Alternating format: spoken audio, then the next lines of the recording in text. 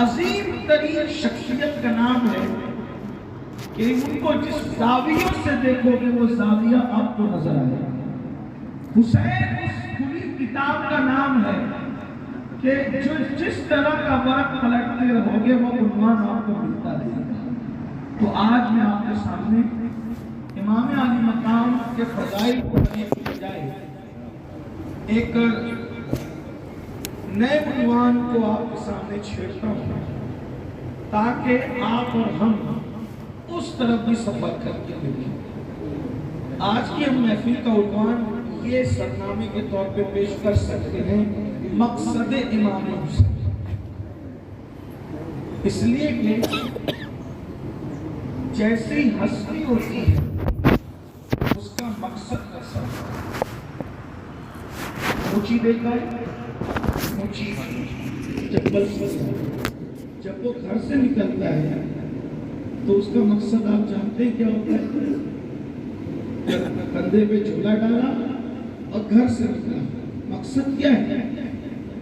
لوگوں کی چپل سیدھنا، لوگوں کے جوتے پالش کرنا، وہ بھی گھر سے نکلا۔ کسان گھر سے نکلا، کندھے پہ چاہے وہ پھاوڑا لے کر کے اس کا کیا زمین میں بیج ڈالنا، کھیت کو اس کی صفائی کرنا۔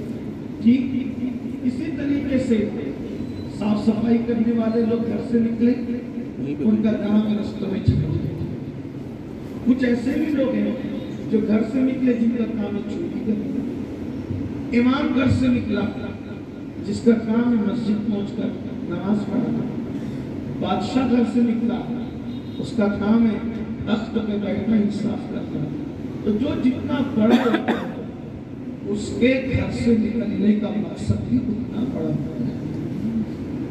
شخصیت مقصد متعین کرتی ہے، شخصیت سے اس کا مقصد پتہ چلتا ہے۔ جو جتنا بڑا ہوگا اتنا بڑا مقصد وہ لے کر کے نکلے گا۔ سب تو آئے اللہ کی طرف سے، تو جانا بھی اللہ کی طرف ہے، لیکن دنیا میں ہر انسان کوئی نہ کوئی مقصد کے تحت، کوئی کسی لیے آیا، کوئی کسی لیے آیا، کوئی کسی لیے آیا۔ سب کے مقاصد جدا جدا ہیں، سب کے مقاصد الگ الگ ہیں، اور انسان ایک مقصد کے تحت اس دنیا میں جی رہا ہے۔ کوئی کھانے کے لیے زمین پہ جی رہا ہے، کوئی دولت جمع کرنے کے لیے زمین پہ جی رہا ہے، کوئی اچھے کپڑوں کے شوق میں زمین پہ جی رہا ہے۔ کسی کو چین ہی ملتا ہے اس کی برائی کرنے سے، کسی کو سکون ہی ملتا ہے کسی کے قتل کرنے سے، کسی کو سکون ہی ملتا ہے چوری کرنے سے، کسی کو سکون ہی ملتا ہے اپنی خواہشات کو عملی جامہ پہنانے سے۔ غرض کے انسان کے مقاصد جدا جدا ہے، لیکن آئیے امام حسین کا مقصد کیا ہے؟ وہ حسین، پہلے آپ شخصیت حسین کو سمجھ لیں، پھر اس کے بعد مقصد حسین پاک کی طرف آتے ہیں، امام حسین کے مقصد کی طرف آتے ہیں۔ شخصیت حسین جو ترتیب پا رہی ہے اس میں بنیادی کردار تین ہستیوں کا ہے۔ شخصیت حسین جو ترتیب پا رہی ہے اس میں بنیادی کردار تین شخصیتوں کا ہے۔ دیکھیے، آپ اور ہم بھی ترتیب پائے، آپ اور ہم بھی ترتیب پائے، تو ہماری ترتیب پانے میں بھی تین کردار ہیں۔ بنیادی کردار باپ کا، ماں کا اور گھریلو پس منظر، گھر کا ماحول۔ تین چیزیں مل کر انسان کی شخصیت ترتیب پاتی ہے۔ مثال کے طور پر کوئی آدمی اچھا کام کرے تو ہم کیا کہتے ہیں؟ اس کا خون اچھا ہے، یہ اچھا خون رکھتا ہے، اس لیے جو ہے یہ بندہ اچھا ہے۔ ٹھیک، خون اچھا ہونا ہی کافی ہے۔ یعنی کہ اسلام میں نسب پر فخر جائز نہیں ہے، اسلام میں علاقائی عصبیت نہیں ہے، لیکن ایسا نہیں ہے کہ خون کی کوئی اہمیت بھی نہیں ہے۔ اگر خون کی اور نسب کی کوئی اہمیت نہ ہوتی تو اللہ کے رسول علیہ السلام جو نہ فرماتے الائمہ من قریش کہ مسلمانوں کا جو امام ہوگا وہ رسول اللہ کے خاندان سے ہوگا، قریشی ہوگا۔ یعنی اس کا مطلب یہ ہے کہ امامت اعلیٰ خاندان کو سونپی گئی ہے۔ آپ غور فرمائیں، امامت کبریٰ جس کو کہیں گے، قیادت. اسی لیے آپ دیکھیں جو مومنوں کے پہلے خلیفہ ہوئے افضل البشر بعد الانبیاء بالتحقیق سیدنا ابوبکر صدیق، وہ بھی قریشی تھے. دوسرے خلیفہ ہوئے سیدنا فاروق اعظم، وہ بھی قریشی تھے. تیسرے خلیفہ ہوئے سیدنا عثمان غنی، وہ بھی قریشی تھے. چوتھے خلیفہ ہوئے مولا مشکل کشا، وہ بھی قریشی تھے. پانچویں خلیفہ اور آخری خلیفہ راشد ہوئے امام حسن مجتبی، وہ بھی قریشی تھے. اس طرح دیکھیں آپ، یعنی کہ جو بھی، اور آخری میں جو خلیفہ راشد ہوں گے سیدنا امام مہدی، وہ بھی قریشی ہوں گے. آپ دیکھتے چلے گئے حضور علیہ السلام کا حکم ہے، بلکہ خلافت کا دعویٰ حضور کے وصال کے بعد حضرات انصار نے کیا. مدینہ منورہ کے انصار نے صدیق اکبر و فاروق اعظم وہاں پہنچ کر کہتے ہیں کیا تم اس بات کو بھول گئے کہ اللہ کے رسول نے فرمایا تھا الائمۃ من القریش، انصار میں کسی چیز کی کمی تھی ان کے پاس تھی، پرہیزگاری ان کے پاس تھی، اعلیٰ نسب وہ لوگ بھی تھے، لیکن کیا کہا گیا قریش سے ہی ہوگا، امام جو ہوگا وہ قریش سے ہوگا. اور اس کے بعد دنیا نے دیکھا.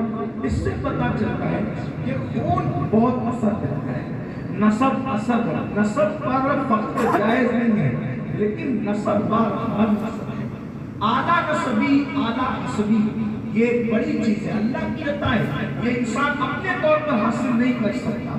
تو جو تین چیزوں سے مولا حسین پاک کی شخصیت ترتیب پا رہی ہے، اس میں ہے ایک ذات، خون کی ذات، خون ہے. اور وہ خون کس کا ہے؟ اللہ اکبر. خون کس کا ہے؟ تو میرے امام کہتے ہیں کہ جو امام حسین کی رگوں میں، ان کے جسم میں جو خون ہے، وہ خون خیر الرسول محمد رسول اللہ کا خون. اور اس کے بعد جب اس خون کے ساتھ ملاوٹ ہوتی ہے کس کی؟ دودھ کی، جس کو شیر کہتے ہیں فارسی میں، وہ کس کا ہے؟ وہ تمام کائنات کی خواتین میں سب سے افضل ترین خاتون سیدہ کائنات مخدومہ فاطمہ الزہرا. اور گھر کس کا تربیت جو ہو رہی ہے؟ وہ مولا مشکل کشا سیدنا علی مرتضیٰ اللہ تعالیٰ وجہ کریم، جن کی ولادت کعبے میں ہوئی، جو خاتم الولایت ہے، جو ولیوں کے سردار ہیں. امام اہل سنت فرماتے ہیں جب تک کوئی علی کا فیض نہ پائے اس وقت تک وہ ولی بن ہی نہیں سکتا. وہ لکھتے ہیں سلامی جس کے در کا ہر ولی ہے، سلامی جس کے در کا ہر ولی ہے، علی ہے ہاں علی ہے ہاں علی ہے. ان شخصیات کے زیر اثر امام حسین کی تربیت ہوتی ہے. اب مقصد امام حسین اس کی طرف آنا چاہتا ہوں، کیونکہ میں زیادہ دیر آپ کو جیول امتحان میں نہیں رکھوں گا، بہت جلدی اپنی گفتگو مکمل کروں گا. ہم سب اہل بیت کو چاہتے ہیں، الحمدللہ اللہ کا شکر ہے. اس پہ ہمیں شکر کرنا چاہیے کہ اللہ نے ہمارے دلوں میں، جس کے بھی دل میں دے دی اللہ نے محبت. اگر اللہ نے آپ کو محبت اہل بیت دی، یقین جانے آپ زمین کے اوپر چلتے پھرتے جنتی ہیں. اگر آپ کے دل میں محبت ہے، لیکن محبت ہونا چاہیے. یہ بات یاد رکھنا. ابھی آگے کچھ کڑوی سی بات اگر لگے تو معاف کرنا، لیکن میری جملے آپ یاد رکھنا تو آخری کی تقریر پہ کچھ نتیجہ سمجھ آئے گا. اگر آپ کے دل میں واقعی محبت اہل بیت ہے تو آپ روئے زمین پر چلتے پھرتے جنتی ہیں. آپ کو خوش ہونا چاہیے اگر محبت ہے، کیونکہ اللہ کے رسول علیہ السلام نے فرمایا میں نے اپنی اہل بیت کو بطور امانت اپنی امت کے سپرد کیا. حدیث پاک پہ غور کرنا ہے. میں نے اپنی اولاد کو، اہل بیت کو بطور امانت اپنی امت کے سپرد کیا ہے کہ میری اہل بیت کے ساتھ تم محبت کرتے ہو کہ نہیں کرتے، کیا سلوک کرتے ہو، وہ میں دیکھنا چاہتا ہوں. پھر فرمایا میری اہل بیت کے بارے میں تمہیں اللہ کی قسم دیتا ہوں. اللہ کے رسول نے فرمایا میری اہل بیت کے بارے میں تمہیں اللہ کی قسم دیتا ہوں کہ میری اہل بیت کے ساتھ اچھا سلوک کرنا، ان سے محبت کرنا میرے بیت. بلکہ یہاں تک فرمایا میری اہل بیت کی محبت کے معاملے میں میرے خلیفہ بن جانا، تم میرے خلیفہ بن جانا. خلیفہ کہتے ہیں نائب کو. کیا مطلب نکل رہا ہے؟ یعنی میری آج سے جیسی محبت میں کرتا ہوں مجھے دیکھتے جانا اور میری سنت کے مطابق ان سے محبت پر عمل کرتے جاؤ۔ اسی لیے سیدنا صدیق اکبر فرمایا کرتے تھے کہ اہل بیت کی محبت کے معاملے میں اللہ سے ڈرتے رہا کرو، اور اہل بیت کے معاملے میں محمد الرسول اللہ کا خیال کرو۔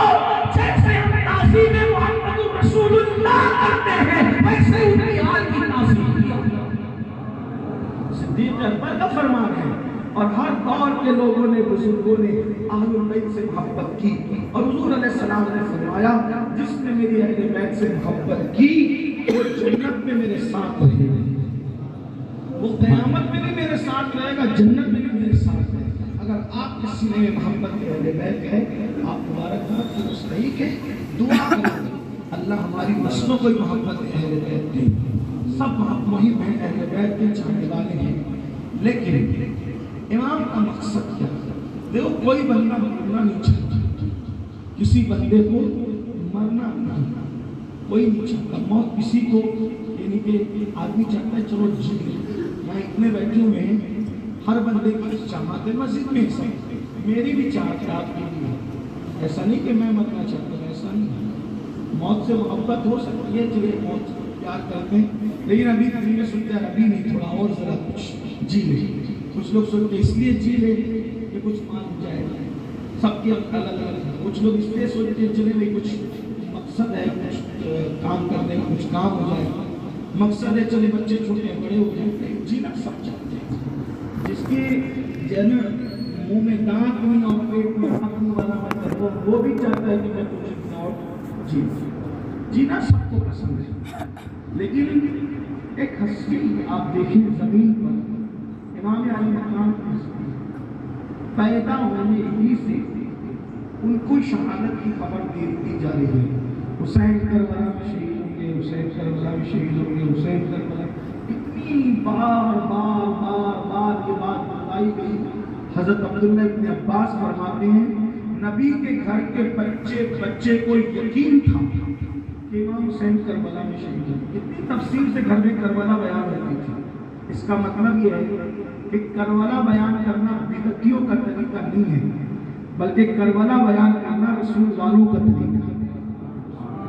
کتنی تفصیل سے کربلا بیان میں بتاؤں آپ کو، جب جنگ صفین کے موقع پر، بڑی مشہور روایت ہے، جنگ صفین کے موقع پہ مولا علی فرات کے کنارے سے گزرے تو رکے کربلا میں اور بہت روئے، داڑھی آنسوؤں سے تر ہو گئی۔ لوگوں نے پوچھا مولا آپ کو کبھی ایسے روتے ہوئے نہیں دیکھا کسی جنگ میں، آپ جنگ میں کبھی نہیں روتے، بڑے بہادر ہیں آپ، لیکن آپ صفین کی جنگ کو جاتے ہوئے رو رہے ہیں یا جنگ میں جاتے ہوئے نہیں رو رہے؟ جس جگہ رکے ہیں نا اس کو کربلا کہتے ہیں، یہ کربلا ہے۔ کتنی تفصیل سے معلوم تھی مولا علی و کربلا، رسول اللہ نے کتنی تفصیل بتائی تھی۔ آپ نے فرمایا یہ جگہ ہے یہاں میرے بیٹے حسین کے اونٹ بیٹھے ہیں، یعنی اونٹ کہاں بیٹھیں گے وہ بھی پتہ تھا، یہاں ان کے خیمے لگیں گے وہ بھی پتہ تھا، یہاں ان کی قبریں بنیں گی وہ بھی پتہ تھا، یعنی جہاں جو چیز ہوگی مولائے کائنات نے تقریباً کم و بیش، اللہ اکبر، کربلا کے رونما ہونے سے کم و بیش 40 سال پہلے آپ نے سب کچھ بتا دیا۔ زمین پر یہ کربلا، یہاں اونٹ بیٹھیں گے، کجاوے رکھے جائیں گے، یہاں بیویوں کے خیمے ہوں گے، یہاں مردوں کے خیمے ہوں گے، یہاں قبریں بنے گی، اتنی تفصیل سے انہیں کربلا پتا تھا۔ تو جس کو پتا ہو کہ میرا حادثہ ٹرین میں ہوتا ہے، کسی ولی نے خبر دے دی کہ تم ٹرین میں مرے گا، آپ بتائیں وہ ٹرین میں سفر کرے؟ بتائیں، ایک بات کہہ دوں، سچی بات کہہ دوں، دیکھو حقیقت کہہ دینا چاہیے۔ اگر کسی کو کوئی ولی کہہ دے نا جس کی وہ بات مانتا ہو ایک دم یقین سے کہ تم مدینے میں مرے گا، تو بھی آدمی مدینے نہیں جائے گا، یار یہ نپٹ میں اس کے بعد چلتے ہیں، وہ بیٹی کی شادی کر اس کے بعد چلتے ہیں، وہ بیٹے کی پڑھائی ہو جائے اس کے بعد چلتے ہیں۔ کیوں؟ کیونکہ ولی نے کہہ دیا مدینے میں مرے گا، تو جانا تو مدینے میں مرنا، تو تھوڑا سا کچھ کر کے جائیں، تھوڑا لیٹ جائیں، یہی ہے، ایسا ہی ہے، یہ بات سچی ہے، یقینی بات ہے۔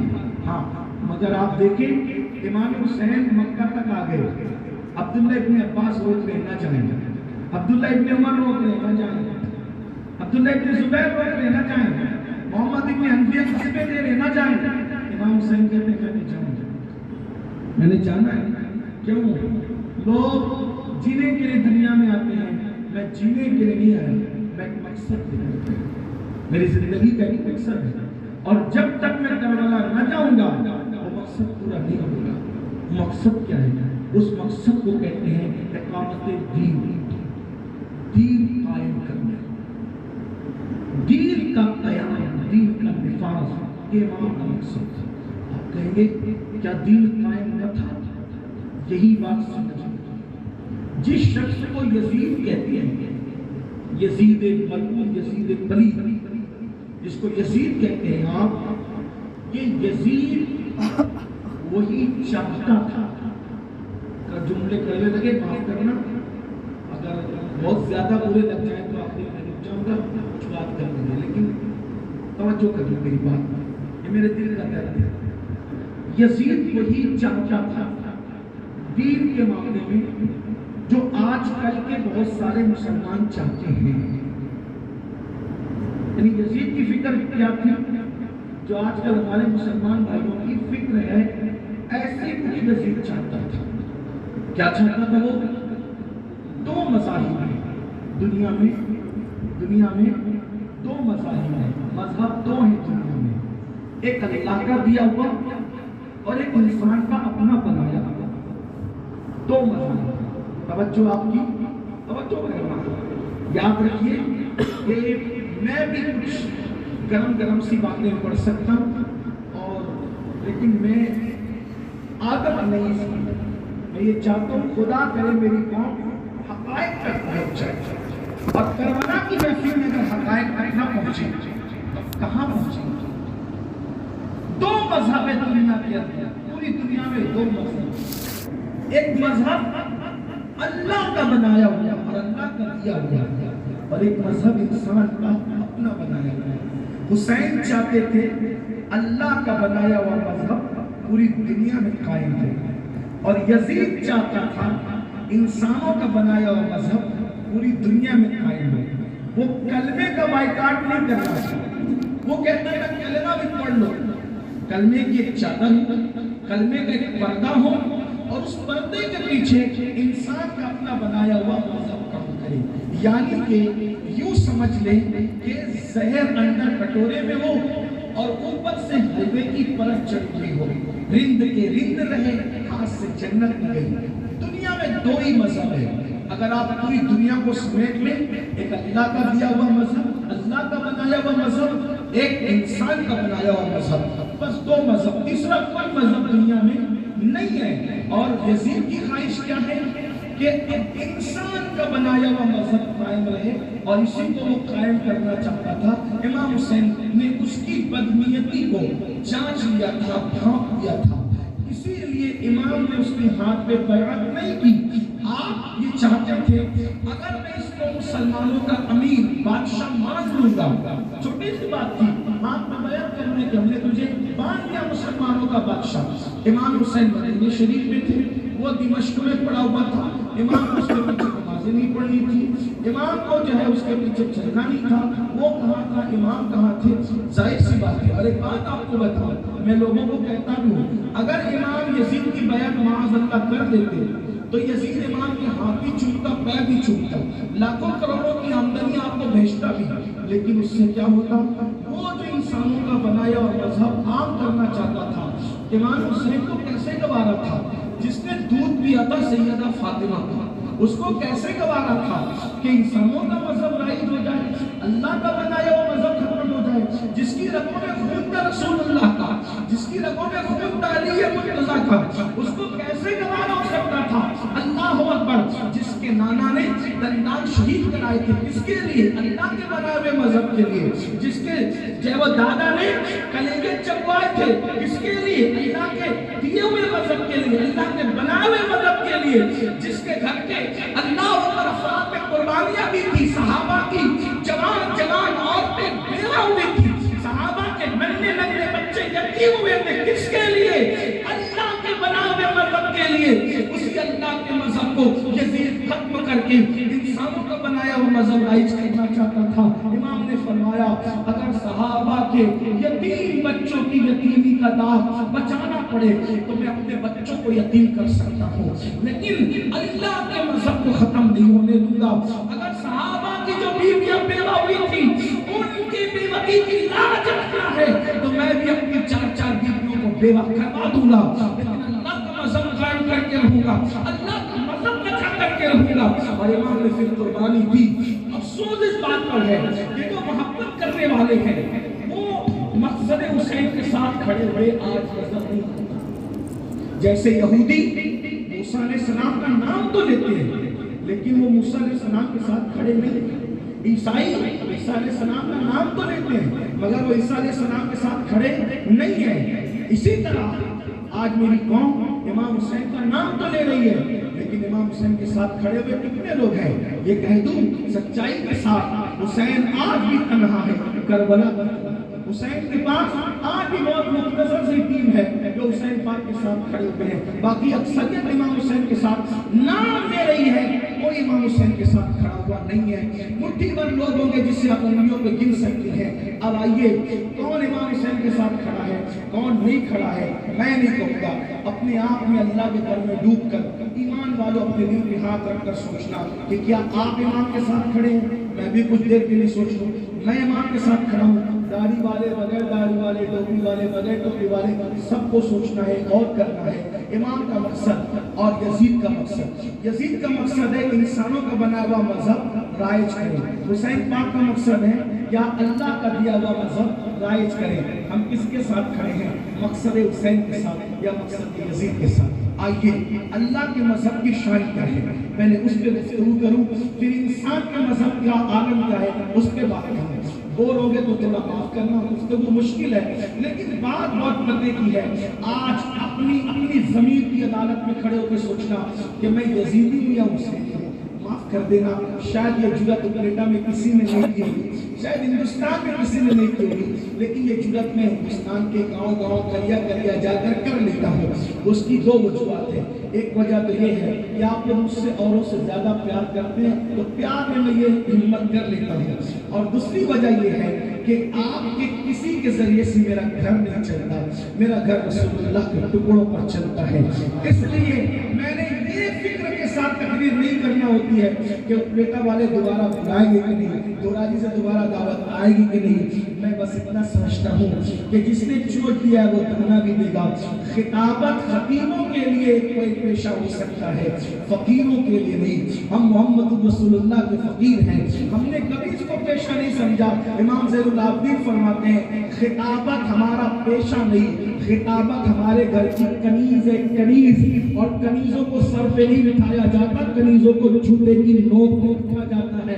اتنا اچھی طرح سے خیال کرنا، تو اس لیے اپنے ضمیر کی عدالت میں کھڑے ہو جاؤ اور آج خود فیصلہ کر کے اٹھو کہ یزید کے ساتھ کھڑے ہو یا امام حسین کے ساتھ، اللہ کے قائم کردہ اللہ کے دیے ہوئے دین کے ساتھ ہو یا انسانوں کے بنا ہوئے مذہب کے ساتھ ہو۔ آئیے اللہ کے دین کی خاصیت کیا ہے؟ نمبر 1 اللہ کی دین کی خاصیت یہ ہے کہ احترام ہوگا، تعظیم ہوگی، محبتیں ہوگی، پیار ہوگا۔ اللہ کے دین کی خاصیت کیا ہے؟ تھوڑا توجہ سے سنتے رہیں۔ اللہ کے دین کی خاصیت کیا ہے؟ اللہ کے دیے ہوئے دین کی خاصیت کیا ہے؟ میں اپنے پیٹ میں لقمہ ڈالنے سے پہلے اپنی بھوکی ماں کا چہرہ دیکھوں گا، میری امی تو بھوکی نہیں ہے، میرا بابا تو بھوکا نہیں ہے، میری بیوی تو بھوکی نہیں ہے، حتیٰ کہ میں اپنے پیٹ میں لقمہ ڈالنے سے پہلے اپنے پڑوسی کا بھی چہرہ دیکھوں گا کہ کہیں وہ تو بھوکا نہیں ہے، کیونکہ رسول اللہ نے جو اللہ کا دین لے کر آئے تو انہوں نے فرمایا اگر تو پیٹ بھر کے کھا کے سو جائے اور تیرا پڑوسی بھوکا ہو تو تو مومن نہیں ہو سکتا۔ اللہ اکبر۔ اللہ کے دین کی خاصیت یہ ہے جو اپنے لیے پسند کرو وہی اپنے مومن بھائی کے لیے پسند کرو۔ اللہ اکبر۔ اللہ کے دین کی خاصیت یہ ہے، اللہ اکبر، اگر کوئی کچھ مانگ لے اور تمہارے اندر طاقت ہے تو دے دے۔ آئیے اللہ کے دین کی خاصیت بتاؤں کیسے ہے۔ ایک جنگ کا موقع ہے، جنگ کا موقع، علی کے مرتضیٰ نے دشمن پہ تلوار اٹھائی اور تلوار اٹھائی، دشمن نے ہاتھ پھیلا دیا، ہاتھ پھیلا کے کہا علی تلوار دو نا، علی تلوار ہاتھ پھیلا کر بھی تلوار اٹھا دیا گردن اڑانے کے لیے۔ علی کی تلوار اٹھے تو آدمی 2 ٹکڑے ہو گئے، علی کی تلوار اٹھے آدمی 2 ٹکڑے ہو گئے، جو آیا 2 ٹکڑے ہوا۔ پیر نصیر الدین نصیر بہت خوبصورت لب و لہجے میں کہتے ہیں مرحب تو نیم ہے، دو ٹکڑے، مرحب تو نیم ہے، سر مقتل پڑا ہوا، اٹھنے کا یہ نہیں کہ یہ مارا علی کا ہے، اور منظر فضائے بحر میں سارا علی کا ہے، جس شمس دیکھتا ہوں نظارہ علی کا ہے۔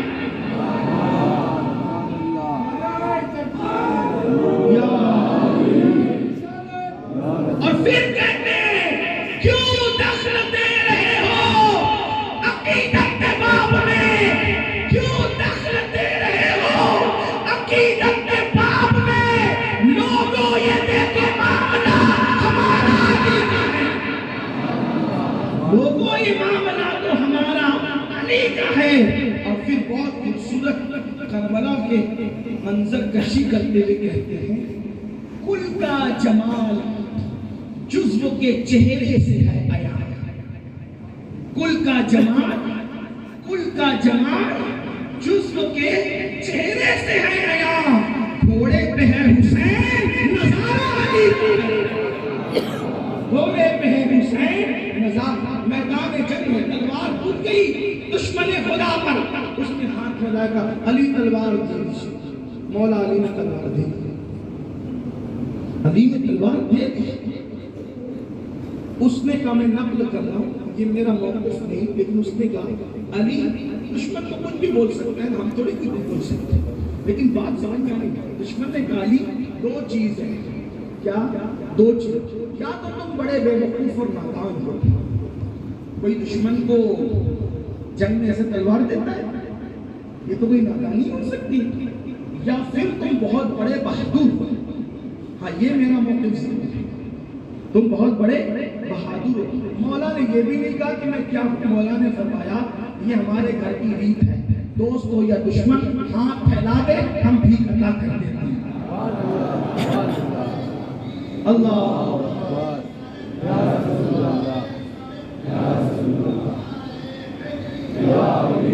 یہاں حاکم تائی کا باپ بھی شرمندہ ہوگا، اس لیے کہ دوستوں کو تو سب بھیک دیتے ہیں، میدان جنگ میں دشمن کو تلوار کی جو بھیک دے وہ نبی کا گھرانہ ہے۔ بھوکے رہ کے کھانا کھلانا آسان ہے، لیکن دشمن کو تلوار بھیک میں دینا یہ آسان ہے؟ سوچے تو صحیح، اندازہ تو کریں، یہ اللہ کا دین ہے، یہ اللہ کا دین کیا ہے؟ چچا کا قاتل، سنتے رہنا بھولنا، چچا کا قاتل فتح مکہ کے دن رسول اللہ کے سامنے آتا ہے وحشی کی شکل میں، کیا آپ مجھے معاف نہیں کر سکتے؟ یہ اللہ کا دین ہے، اور میں معاف کر سکتا ہوں، جا معاف کیا، شرط ہے کہ کلمہ پر مسلمان ہو جائے۔ اللہ کا دین، چچا کا قاتل، سگے چچا کا قاتل ہے، معافی مانگنا، معاف کر دیا۔ جنگوں کو مسلط کرنے والے لوگ آئے، معاف کر دیا۔ پاگل مجنون پتھر برسانے والے لوگ آئے، معاف کر دیا۔ اللہ کا دین ہے، اللہ کا دین کیا ہے اس کی جھلک دیکھیں۔ وقت کے امیر المومنین بیت المقدس سے خط لکھا جاتا ہے، امیر المومنین بیت المقدس فتح ہو گیا اور آپ کو یہ لوگ بلانا چاہتے ہیں اور آپ کے ہاتھ میں چابیاں دینا چاہتے ہیں، آپ آ جائیے۔ کئی ہزار مربع میل پر حکومت کرنے والا امیر المومنین مدینے سے بیت المقدس جا رہا ہے اور بیت المال کی سواری لے کر نہیں جا رہے، حکومت کی سواری لے کر نہیں جا رہے، جبکہ حکومت کے پاس لاکھوں اونٹ اور اونٹنیاں موجود ہیں، لیکن امیر المومنین حکومت کی سواری لے کر نہیں جا رہے، حکومت کے کام سے جا رہے مگر اپنی سواری لے کے جا رہے، اور وہ سواری ایک ہی ہے، جس کے پاس 3 بر اعظموں پہ حکومت کرنے والے خلیفہ کے پاس ایک ہی سواری ہے۔ آج محلے کے کارپوریٹر کے پاس بھی ایک سواری نہیں رہتی، اب 3 بر اعظموں کا حاکم ہے، اس کے پاس ایک ہی سواری ہے، پھٹا ہوا لباس ہے، پیون والے کپڑے ہیں، اور وہ اپنے ایک غلام کو ساتھ لے جاتا ہے۔ بھیڑ صاف نہیں ہوتی، ہٹو بچوں کے نعرے نہیں ہوتے، ایک ہی غلام ساتھ ہے، اور اس کے بعد خود بیٹھتا ہے، احساس ہوتا ہے یار میں بیٹھا ہوں، یہ غلام اتنا لمبا پیدل کیسے چلے گا؟ تو غلام کو بلا کر کے معاہدہ ہوتا ہے، دیکھ اونٹنی ایک ہی ہے، کچھ دیر میں چلوں گا، کچھ دیر تو چلنا، جب تو چلے گا تو میں بیٹھوں گا، اور جب میں چلوں گا تو بیٹھ جانا۔ اپنی سواری پر غلام کو بٹھا رہا، کون؟ وقت کا امیر المومنین، تین بر اعظموں کو حکومت کرنے والا، اللہ کا دین ہے یہ۔ آپ بتاؤ کہ کوئی وزیر، ملک کا کوئی وزیر کیا اپنی کار میں کسی اپنے چپراسی کو بٹھاتا ہے؟ چپراسی کی بھی تو کوئی حیثیت ہوتی ہے، کیونکہ وہ اپنی جان کا مالک خود ہوتا ہے، لیکن غلام چپراسی سے بھی غیر گزرا ہوتا ہے، کیونکہ وہ اپنی جان کا مالک خود بھی نہیں ہوتا، کیونکہ وہ تو بکا ہوا ہوتا ہے مالک کے ہاتھ۔ آج پوری دنیا میں غلامی کا سسٹم ختم ہو گیا، کوئی غلام نہیں آج، اللہ اکبر، لیکن غلام کو اپنی سواری پر بٹھایا جا رہا ہے۔ آج اگر آپ کسی ایم ایل اے کے بارے میں بولتے ہیں کہ اس نے گٹر بنانے کا فنڈ لیا، پیسہ کھا گیا، کسی ایم پی کے لیے آپ کہہ دیں کہ وہ راشن میں آیا تو اس نے پیسہ کھا گیا، آپ دوسرے دن آپ کے یہاں مقدمہ لگ جائے گا۔ ہندوستان میں تو آپ کسی کے بارے میں تقریر کر دیں تو پتہ نہیں کیسے کیسے معاملے میں کیسے آپ کو سیاسی لیڈر لوگ پھنسا دیں گے نا۔ لیکن آئیے، رسول اللہ کا لایا ہوا دین، اللہ کا بنایا ہوا دین، اس کی کیا خوبصورتی ہے۔ فاروق اعظم امیر المومنین، تین بر اعظموں کا حاکم، مسجد میں حاضر ہوتا ہے، پوری مسجد بھری ہوئی ہے، پوری مسجد بھری ہوئی ہے، اور مسجد میں آتے ہیں، لیٹ آتے ہیں، ایک جوان کھڑے ہو کے کہتے ہیں امیر المومنین اللہ سے ڈرو، امیر المومنین اللہ سے ڈرو۔ فاروق اعظم اس کی طرف دیکھتے ہیں، آپ جمعہ میں اتنا لیٹ آؤ گے، مومنوں کے امام ہو کر، امیر ہو کر، کون کرتے ہیں آپ اتنا لیٹ آئے؟ جس امام کو 10,000 روپئے دے کر آپ نے مسجد میں نماز پڑھانے کے لیے رکھا ہے، اس کو بھی اگر آپ انہیں مسجد میں ٹوکو گے نا تو وہ بولے گا کہ کچھ ٹوکنا تو اکیلے نہیں بول دیتے یار، پوری بھری مسجد جمعہ میں تم نے مجھے ذلیل کر دیا۔ اللہ کا دین ہے، فاروق اعظم کو ٹوکنے والا ٹوکتا ہے، فاروق اعظم کے چہرے پہ شکن تک نہیں آتا، ممبر پہ جاتے ہیں، بیٹھ کے کہتے ہیں میرے جوان اللہ تجھ پہ رحم کرے، مجھے بتاؤں کہ میں لیٹ آج کیوں آیا جمعہ میں کوئی لیٹ آنے والا آدمی ہوں، لیٹ کیوں آیا بتاتا ہوں۔ میرے پاس یہ ایک ہی جبہ ہے، اس ایک جبے کے علاوہ دوسرا جبہ نہیں ہے، تو میں کیا کرتا ہوں، جب فجر کی نماز پڑھ کے جمعہ کے دن جاتا ہوں تو اس کو دھو کر سکھنے کے لیے ڈال دیتا ہوں، جب یہ سوکھ جاتا ہے پہن کر آ جاتا ہوں۔ آج جانتے ہو نا مدینے میں سورج نہیں نکلا، بدلی کا زمانہ ہے، موسم بدلی کا ہے، تو میرا جبہ سکھنے میں دیر ہو گئی، اس لیے مجھے آنے میں دیر ہو گئی۔ اگر یقین نہیں آتا تو جبہ ابھی بھی چیک کر لو، میرا جبہ ابھی بھی گیلا گیلا ہے۔ اندازہ کریں، غور کریں، جب صحابہ نے اس جبے پہ نظر ڈالی اور اس کی آستینوں میں دھاگے لگے ہوئے تھے پھٹا ہونے کی وجہ سے، اور کئی مقام پر پیون لگے ہوئے تھے، روتے روتے لوگوں کی چیخ نکل گئی، یہ اللہ کا دین ہے۔ اللہ کا دین اس کو کہتے ہیں۔ اللہ کا دین کیا ہے؟ جس میں اذان ہو جائے، اللہ کا دین کا سن لے، جس میں اذان ہو جائے اور آپ لوہے پر ہتھوڑا مارنے کے لیے ہتھوڑا اٹھا رہے ہیں، ایسی آواز اللہ اکبر اللہ اکبر، تو لوہے پہ ہتھوڑا مارنے کی بجائے صحابہ وہ ہتھوڑا زمین پہ پھینکتے اور اسی وقت مسجد کی طرف چل پڑتے۔ یہ اللہ کا دین ہے، یہ اللہ کا دین ہے۔ توجہ کریں، اللہ کا دین وہ ہے جس میں زنا کا کوئی تصور نہیں، اللہ کا دین وہ ہے جس میں نشے کا کوئی تصور نہیں، اللہ کا دین وہ ہے جس میں ظلم کا کوئی تصور نہیں، اللہ کا دین وہ ہے جس میں غیبت کا کوئی تصور نہیں، اللہ کا دین وہ ہے جس میں سنتوں کی مخالفت کا کوئی تصور نہیں۔ یہ اللہ کے دین کا اختصار کے ساتھ میں نے خاکہ پیش کیا۔ امام اس دین کو نافذ کرنا چاہتے تھے، اور یزید کون سا مذہب چاہتا تھا؟ انسانوں کا بنایا ہوا مذہب۔ مسلمان تو کہلائیں گے لیکن اپنی مرضی سے جئیں گے، جیسے آج کل مسلمانوں کی فکر ہے، اپنی مرضی سے جئیں گے، جیسے آج مسلمان جی رہا ہے، ارے مولانا سب چلتا ہے، یہی فکر پہلی فکر جس میں پیدا ہوئی اس کو یزید کہتے ہیں، سب چلتا ہے، مسلمان ہے سب چلتا ہے، سب چلتا ہے کیا؟ نماز پڑھے وہی مسلمان، نہ پڑھے تو مسلمان، کیا جاتا ہے؟ کچھ نہیں جاتا، کون کیا کرے گا، کون کیا بگاڑے گا؟ نماز کے بھی کوئی مسلمان رہ سکتا ہے۔ فقہی طور پر حنفی ہونے کی وجہ سے میں یہ نہیں کہتا کہ نماز چھوڑنے سے کوئی کافر ہو جاتا ہے، نہ میرا موقف تھا نہ ہے، نہ میں بیان کروں گا، لیکن اتنا ضرور ہے اگر کسی کی فکر یہ ہے جب نماز پڑھے بغیر بھی مسلمان رہ سکتے ہیں تو پھر نماز کیوں پڑھیں؟ کیوں دکان چھوڑ کے جائیں؟ کیوں محفل چھوڑ کے جائیں؟ کیوں دوستوں کی انجمن چھوڑ کے جائیں؟ نماز پڑھے تو بھی مسلمان، نماز نہ پڑھے تو بھی مسلمان۔ مگر یاد رکھو یہ انسان کے بنائے ہوئے مذہب کی فکر تو ہو سکتی ہے، اللہ کے نازل کے مذہب کی فکر نہیں ہے۔ اب آپ مجھے بتائیں، اپنے ایمان والے دل پہ ہاتھ رکھ کر کے سوچو مسلمانوں، کیا آج ہم اس مقصد میں، مقصد یزید کا بھی سامنے آ گیا، مقصد امام حسین کا بھی سامنے آ گیا، ہم کس کے ساتھ کھڑے ہیں؟ حسینیت کے ساتھ یا یزیدیت کے ساتھ؟ بتاؤ مسلمانوں، جو لوگ نیند کی خاطر اور نیند کی محبت میں نماز فجر برسوں سے ترک کر چکے ہیں، برسوں کی بات کروں، یہ امام حضرات اللہ والے بیٹھے ہوئے ادھر سب عرفان باپو بھی امام ہے، علماء کرام بھی امام ہے، ان سے پوچھو جمعہ میں جتنے نمازی ہوتے ہیں اتنے نمازی فجر میں کہاں جاتے ہیں؟ کیا ان کو زمین نکل لیتی ہے یا وہ آسمانوں پر کوچ کر جاتے ہیں؟ یا جمعہ کے دن وہ زمین سے نکلتے اور آسمان سے اترتے ہیں؟ اتنی بڑی تعداد کے نمازی ہوتے ہیں کہ لوگ باہر تک پہنچ جاتے ہیں، مسجدیں تنگ ہو جاتی ہے، پتہ چلا نمازی نہ زمین سے نکلتے نہ آسمان سے اترتے ہیں، اور نہ جمعہ کے بعد زمین نکل جاتی ہے نہ آسمان کو اٹھا لیے جاتے ہیں، ہمارے درمیان رہتے، ہمارے ساتھ رہتے، ہمارے ساتھ اٹھتے بیٹھتے کھاتے پیتے ہیں، مگر اس کے باوجود بھی وہ سوتے پڑے رہتے فجر میں۔ چلو اگر کسی نے ظہر کی نماز نہیں پڑھی تو ہم نے سوچا گھومنے گیا ہوگا کہیں اور پڑھ لیا ہوگا، دکان پہ کہیں اور پڑھ لیا ہوگا، میٹنگ میں گیا ہوگا کہیں اور پڑھ لیا ہوگا۔ فجر میں تو آپ محلے میں رہتے ہیں، گھر میں رہتے ہیں، فجر کی نماز میں کہاں غائب رہتے ہو؟ یہی فکر یزید ہے کہ انسان کا بنایا ہوا مذہب نافذ ہو، اور آج ہم اس کے ساتھ کھڑے ہوئے ہیں بڑی معذرت کے ساتھ۔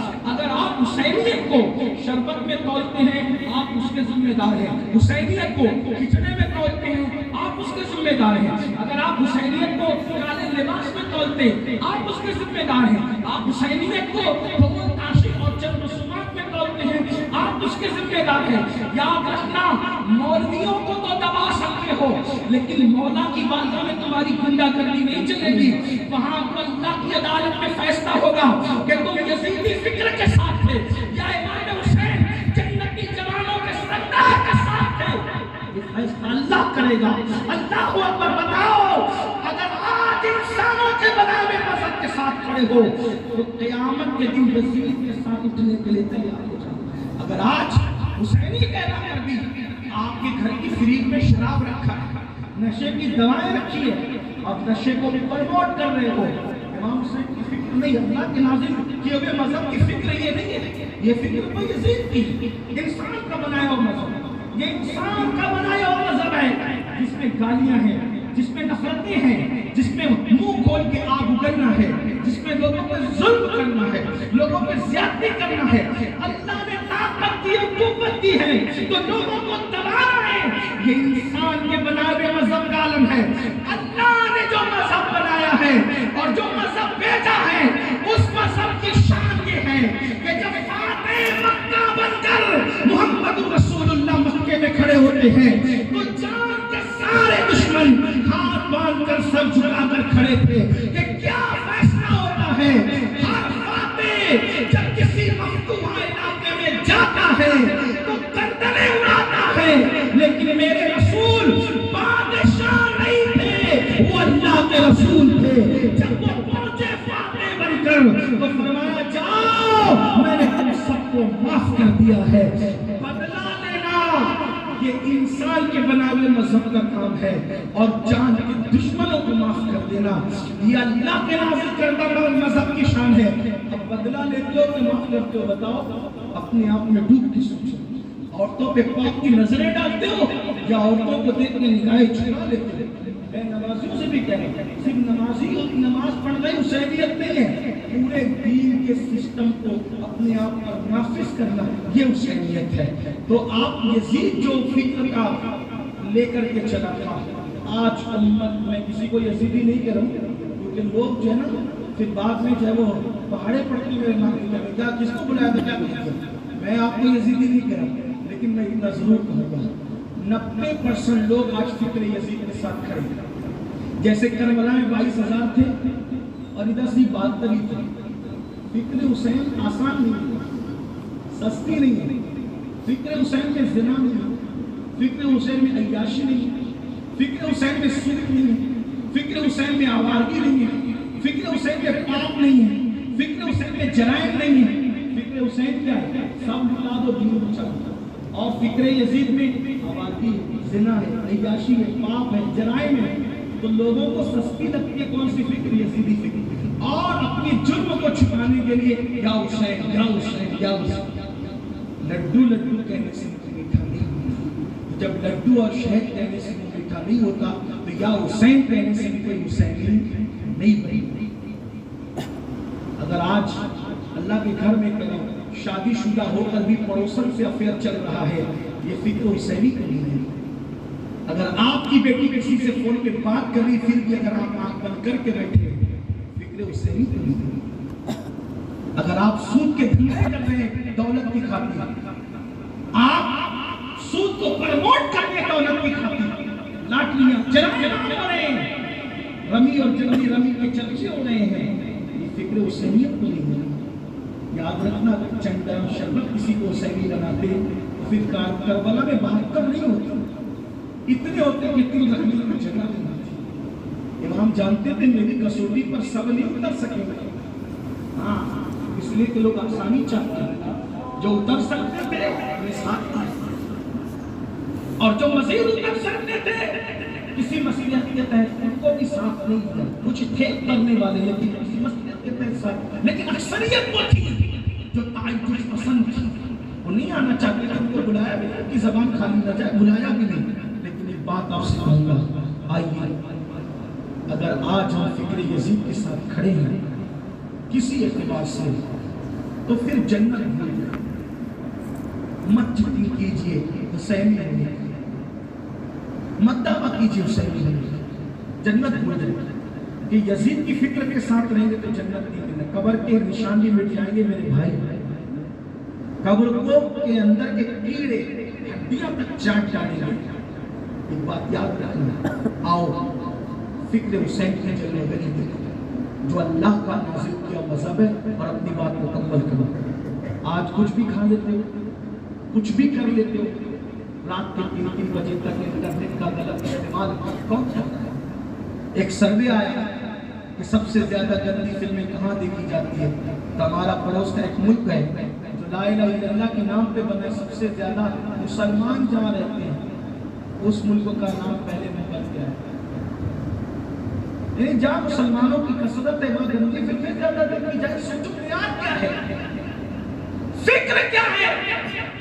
کچھ بھی کھا لینا ہے، کچھ بھی پی لینا ہے، کہیں بیٹھ جانا ہے، کچھ بھی بول دینا ہے. آئیے فکر حسین دیکھیں. اور حسین پاک صرف اس فکر کے حامل نہیں تھے، حسین پاک کے گھر کا بچہ اس فکر کا حامل تھا. آئیے اس کی ایک جھلک سنیں. دیکھیے کربلا کا میدان کربلا. اچھا پہلے امام حسین کی ایک فکر آپ کے سامنے پیش کرو، پھر کربلا میں چلتے ہیں. امام علی مقام ابھی کربلا میں نہیں پہنچے، کوفہ جا رہے ہیں. 1000 کا لشکر لے کر ایک شخص آتا ہے، اس کا نام خود ابن یزید ہے. وہ آ کر سلام کرتا ہے، امام سلام کا جواب دیتے ہیں. کہتے ہیں میرا نام حور ہے. ہاں وہ بتاؤ کیا بات ہے. اس نے کہا ابن زیاد کا حکم ہے کہ میں آپ کو قیدی بنا کر اس کے پاس لے جاؤں گا. غور کرنا ذرا، خود کیا کہہ رہا ہے؟ ابن زیاد کا حکم ہے میں آپ کو قیدی بنا کر اس کے پاس لے جاؤں گا. امام نے یہ دیکھا، گھوڑے پہ نظر پڑی، گھوڑا ہانپ رہا تھا. دوسرے گھوڑوں پہ نظر پڑی، سب ہانپ رہے، پوری فوج ہانپ رہی تھی. امام نے فرمایا حور تیری ماں تجھ پہ روئے، بات بعد میں کروں گا تجھ سے، قیدی بنا کے تم لے جا پائے گا کہ نہیں لے جا پائے گا. یہ بتائیے گھوڑے اور تیرا لشکر کیوں ہانپ رہا ہے؟ ہانپنا کس کو کہتے ہیں؟ یہ ہانپنا کیوں ہانپ کیوں رہا ہے؟ اس نے کہا حسین ابن زیاد نے کہا تھا جلدی جا، کہیں رکنا مت، اور حسین کو گرفتار کر کے لا. تو آپ کو جلدی گرفتار کرنے کے چکر میں کوفہ سے نکلا ہوں یہاں تک، نہ کھانے کے لیے رکا، نہ پینے کے لیے رکا، نہ گھوڑوں کو آرام دینے کے لیے رکا. تو دھوپ کی سختی کی وجہ سے گھوڑے بھی پیاسے، پورا لشکر پیاسا ہے، اس وجہ سے یہ سب حامل ہیں. امام نے فرمایا ساری باتیں بعد میں کریں گے، پہلے تیرے گھوڑوں کو اور تیرے لشکر کو میرے پاس پانی موجود ہے، ان سب کو پانی پلاؤ، بعد میں دیکھا جائے گا. اب آپ غور کریں، جو قیدی بنانے کے لیے آیا ہے اپنے پاس پانی ہے. حالانکہ کیا فائدہ اٹھایا جا سکتا تھا؟ ان ہافتوں پہ تلوار اٹھائی جاتی، قصہ تمام کر دیا جاتا. ان کے پاس پانی نہیں تھا، لیکن امام کہتے ہیں باتیں بعد میں ہوگی، پہلے تیرے گھوڑوں کو اور تیرے لشکر کو. دنیا نے دیکھا تاریخ کی اوراق گواہ کہ ساقی کوثر کے نواسے نے قیدی بنانے والے دشمن کو اور پورے لشکر کو پانی پلایا. پھر بعد میں گفتگو کی. لوگ کہتے ہیں واپس آیا. کیوں واپس آیا وہ بھی تو دیکھو. یہ امام حسین کے اخلاق تھے جس نے حور کو واپس آنے پہ مجبور کر دیا. آج اپنے پاس یہ اخلاق ہے. آج اگر ہم تھوڑی طاقت رکھتے ہیں تو پڑوسی کو دباتے ہیں. پڑوسی اچھا کپڑا پہنے تو ہمیں تکلیف ہوتی ہے. پارٹنر اگر ترقی کرے تو ہم اس کے الزامات لگا کر پارٹنرشپ توڑ دیتے ہیں. یعنی اس کا مطلب یہ ہے کہ ہم انسانوں کے بناوے مذہب کو فالو کر رہے ہیں, اللہ کے نازل کے مذہب کو فالو نہیں کر رہے ہیں. دیکھو اللہ کا مذہب کتنا حسین ہے. امام نے یہ فکر اپنے بچے کے دل میں پیدا کی. رمضان شریف ہوتا ہے, اگر 16 یا 17 گھنٹے کا روزہ ہو جائے تو آدمی فوراً جلدی کھڑے بار تسبیح ہاتھ میں کھڑے پہ نظر, تسبیح ہاتھ میں کیا جلدی افطار کا ٹائم ہے. اگر تھوڑی تاخیر ہو آدمی کیا سوچتا ہے, یار مؤذن کہیں بھول تو نہیں گیا ہے نا. لیکن اب آؤ, کربلا کے اندر کتنے دن کے پیاسے تھے کربلا والے؟ کتنے دن کے؟ 3 دن. اس کے بعد 10ویں محرم آئی, وہ گزر گئی, 3 دن ہو گئے, ٹھیک ہے. اس کے بعد 11ویں محرم 4تھا دن, 12ویں محرم 5واں دن. کم سے کم جب یہ لوٹا ہوا قافلہ کوفہ پہنچا تو کم سے کم بہت احتیاط سے اگر آپ دن گنیں تو 5 سے 6 دن, اور اگر مورخین کی تحقیق کی طرف جائیں تو 8 سے 10 دن کا بھی عرصہ ہے. اب غور کریں, تھوڑا اس قافلے پہ نظر ڈالیں. وہ قافلہ کیسا تھا؟ سیدہ زینب, سیدہ شہبانو, سیدہ وہاب, سیدہ ام لیلہ, یہ ساری امام عالی مقام کے گھر کی خواتین, ام کلثوم, شہزادی سکینہ, سب لوگ ہاتھ میں رسیاں, پیر میں بیڑیاں ڈال کر اونٹوں کی ننگی پیٹھ پر نبی کی شہزادی کو بٹھایا. امام عالی مقام کے شہزادے امام زین العابدین کئی دن کے بیمار, بھوکے پیاسے, ان کے گردن میں توق ڈالا. توق کس کو کہتے ہیں؟ لوہے کی وہ چکری ہوتی ہے ٹائپ کی طرح, اس کو توق کہتے ہیں. اور اس کے اندر جو ہے نا وہ نکیلے کیل نکلی رہتی ہے, وہ آپ کے گلے میں ڈالیں, آپ کے ہاتھوں میں ہتھکڑیاں ڈالیں, پیروں میں بیڑیاں ڈالیں, اور آپ کے ہاتھوں میں اونٹوں کی نکیل پکڑائی, تم لے کر چلو. مولا زین العابدین جب نکیل لے کر کے کھڑے ہوتے ہیں تو کئی دن کی بیماری کی وجہ سے گر جاتے ہیں, اور جب گرتے ہیں تب پیٹھ پہ درا پڑتا ہے. یہ حال ہے اس مظلوم خان وادی کا. بہرحال وہ قافلہ پہنچا کہاں؟ کوفہ قافلہ جب پہنچا تو یزیدیوں نے اعلان کیا, کوفہ والوں ایک قافلہ آ رہا ہے, اس کا تماشا دیکھنے کے لیے باہر آ. وہ قافلہ کس کا ہے؟ تو کہاں کچھ لٹیرے تھے, راستوں میں بیٹھ کر کے ڈاکہ زنی کرتے تھے, لوگوں کا مال لوٹتے تھے, مسافروں کا مال لوٹتے تھے. ہم نے ان کو پکڑا اور قتل کر دیا. ان کے کٹے ہوئے سر لا رہے ہیں اور ان کی بیویوں کو, بچوں کو قیدی بنا کر کے لا رہے ہیں. اگر وہ اعلان کرتے نا امام حسین کا سر آ رہا ہے تو پورے کوفے کے اندر کیا ہوتا ہنگامہ آپ جان سکتے تھے. تو انہوں نے کیا کیا, روایتیں کئی, اس میں سے ایک روایت یہ ہے, انہوں نے کہا ڈاکو لٹیروں کو لا رہے ہیں. تو عورتیں سبھی شوق میں کہ بھئی کون ڈاکو لٹیرے تھے, ان لوگوں کو جو ہے وہ کاٹ دیا گیا, ان کے کٹے ہوئے سر آ رہے نیزے پہ, ان کی عورتیں بچی آ رہے قیدی بن کر. ذرا دیکھیں تو ہم بھی, کوفہ والے تو بدماش تھے, ان کی عورتیں چھتوں پہ چڑھ گئی اور پھر کوفہ والے اتنے روڈ پر آ گئے کہ دل دھرنے کو جگہ نہیں تھی. اور اس کے بعد پھر جب وہ قافلہ آیا تو ظاہر سی بات ہے ہر شہر میں سبھی بدماش نہیں ہوتے اور ہر شہر میں سبھی اچھے نہیں ہوتے. شہروں میں اچھے بھی ہوتے ہیں, بدماش بھی ہوتے ہیں. سیدہ زینب پاک سلام اللہ علیہا, چونکہ آپ سن چکے علماء نے بیان کیا ہوگا, آپ کے یہاں 10 دن بیان ہوتا ہوگا یا نہیں ہوتا ہے تو آپ سنتے ہی رہتے ہیں کہ ان بیویوں کے زیور چھینے گئے, ان کے کانوں کی بالیاں چھین گئی. سیدہ سکینہ پاک جو 7 سال کی شہزادی تھی, ان کی بالی چھیننے میں اتنی جلدی کی چھیننے والوں نے کہ اس کو اتارنا بھی گوارا نہ کیا, بلکہ ایسے کھینچا کہ شہزادی سکینہ کا کان کٹ گیا اور آخری عمر تک وہ کان کٹا رہا. شہزادی سکینہ کے کان سے جب ان کی پھواریں نکلی تو آپ نے خیال کیا کہ کافر لوگ بھی یتیموں پہ رحم کرتے ہیں، کافر بھی یتیموں پہ رحم کرتے ہیں، تو کہا لوگوں اے مسلمانوں میں حسین کی یتیم ہوں، مجھ پہ رحم کرو۔ یہ سوچ کر کے اگر کہوں گی کہ یتیم ہوں تو مجھ پہ رحم کریں گے، کہا میں حسین کی یتیم ہوں، یتیم ہو گئی ہوں، میں کل یتیم ہو گئی ہوں، بہت دن نہیں ہوئے مجھے یتیم ہوئے، بلکہ آج ہی تو میں یتیم نہیں ہوں۔ اللہ اکبر۔ تو شہزادی سکینہ کو یہ سن کے کہ حسین کی یتیم بیٹی ہے، ان کے چہرے پہ تماچے مارے گئے۔ شہزادی سکینہ کہتی تھی کہ جب میں بچی تھی تو انہوں نے مجھے یتیم کیا، اور جب میں جوان ہو گئی تو انہوں نے مجھے بیوہ کیا۔ یعنی آپ یہ سمجھے کہ کربلا کے بعد بھی اہل بیت کو چین سے نہیں رہنے دیا۔ شہزادی سکینہ کی جن سے شادی ہوئی تھی ان کو قتل کر دیا۔ تو شہزادی سکینہ کہتی تھی کہ جب میں بچی تھی تو مجھے یتیم کیا، میرا باپ قتل کیا، اور جب میں جوان ہو گئی تو دکھ سے اہل بیت بھی ان کے دل میں ٹھنڈا نہ ہوا، انہوں نے مجھے بیوہ کر دیا۔